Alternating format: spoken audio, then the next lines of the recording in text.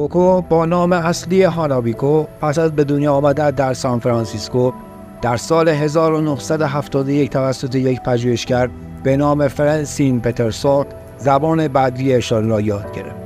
بر اساس گزارش‌ها کوکو حدوداً 2000 کلمه انگلیسی را می‌فهمید. مرگ رابین ویلیامز بازیگر و کمدین آمریکایی برای این حیوان ناراحت کننده بود. کوکو و ویلیامز در سال 2001 رابطه دوستی نزدیکی با یکدیگر برقرار کردند. پترسون به بنیاد گوریل گفته که واکنش کوکو در برابر مرگ ویلیامز سکوت و تفکر بوده است. این گوریل همچنین با یکی از اعضای گروه موسیقی رد هات چیلی پپرز و بتی وایت بازیگر آمریکایی دیدار کرده. کوکو از یک بچه گربه مراقبت می‌کرد. در سال 1981 این گربه می‌میرد. در آن زمان پترسون از کوکو می‌پرسد چه اتفاقی برای گربه افتاد و کوکو با چندین اشاره پاسخ او را می‌دهد. باغ وحش کلن آلمان یکی از مناطقی است که منجر به کشف بزرگی در تاریخ بشریت شد. در این باغ وحش یک اورانگوتان به نام تیلدا زندگی می‌کند. شایعه شده بود که تیلدا می‌تواند مانند انسان‌ها سوت بزند. به همین خاطر چند دوربین مخفی در محل نصب شد تا این صحنه را ثبت کند. با تداوم ثبت حرکات تیلدا، کاوشگران متوجه شدند این حیوان سخنگوی دوست داشتنی علاوه بر سوت زدن چیزهای دیگر هم از انسان‌ها آموخته است. او مانند انسان‌ها لب‌هایش را تکان می‌داد و اصوات و کلمه‌های آشنا تولید می‌کرد. به نظر می‌رسد که تیلدا و خانواده بزرگ او در آینده بتواند سد کلامی میان گونه‌ها را حذف کند. فیل سخنگو در کره جنوبی این نخستین فیل در جهان است که قادر به حرف زدن است. این فیل میتونه حداقل 7 کلمه مثل سلام، بخواب و خوبی را به زبان کره‌ای بیان کنه.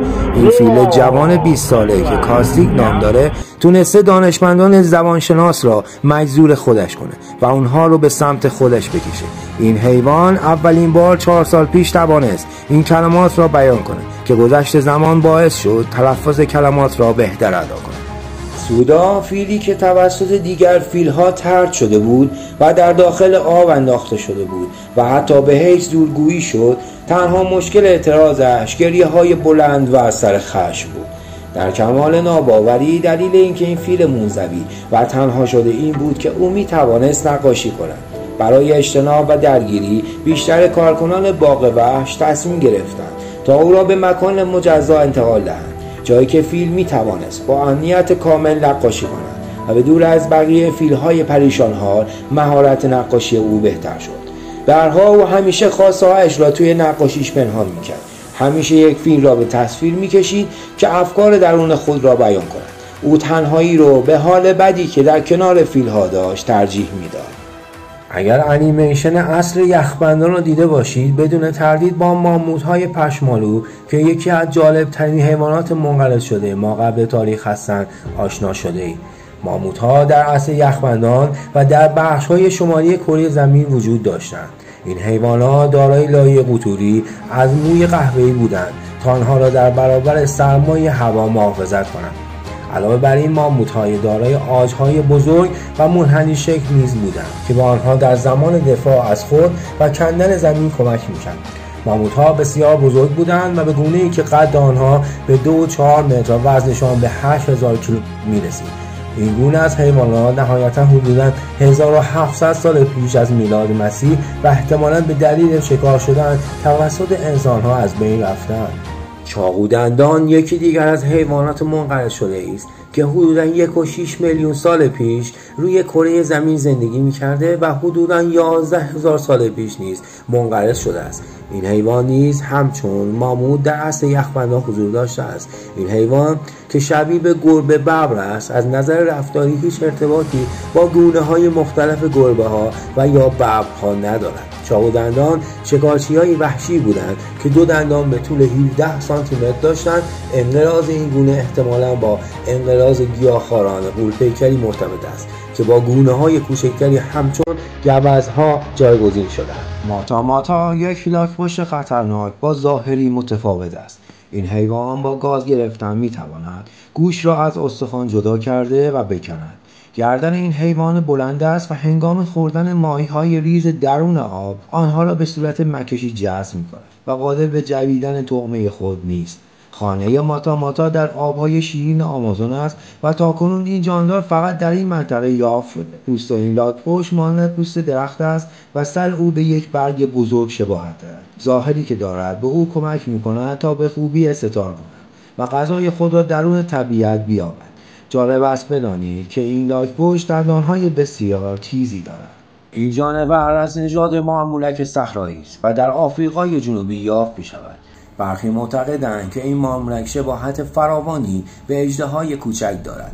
پوستین عجیب مارمولک آرمادیلو نقش بسیاری در بقای این حیوان دارد و به نوعی او را از خطرها حفظ می‌کند. مارمولک دم نیزه‌ای و مارمولک زره‌پوش نام دیگر این حیوان هستند. بدن آن مانند یک زره سخت است. زمانی که مارمولک دم نیزه‌ای احساس ناامن بودن کند، دم خود را به دهان می‌گیرد. این کار باعث می‌شود استتار کند و با بدن خود از خطر در امان بماند. آی ظاهری کلافه وحشت زده. این جانور در نگاه اول توجه هر انسانی را به خود جلب می‌کند و ممکن است از خودتان بپرسید یعنی چه کسی این موجود کوچک را اذیت کرده؟ آی نوعی لمور است که فقط در ماداگاسکار یافت می‌شود که با چهره خاصش حیوانات عجیب به حساب می‌آید. این حیوان همه چیز خوار است اما اغلب از حشرات تغذیه می‌کند. با گوش‌های بزرگش قدرت شنوایی بالایی دارد، می‌تواند صدای حرکت حشرات را زیر تنه درختان بشنود و سپس با انگشت بلند خود حشرات چوبخوار را زیر پوست درختان بیرون کشیده و از آنها تغذیه کند. این حیوان کاملا بی‌آزار است و متاسفانه بقایای این جانور نیز در خطر قرار گرفته.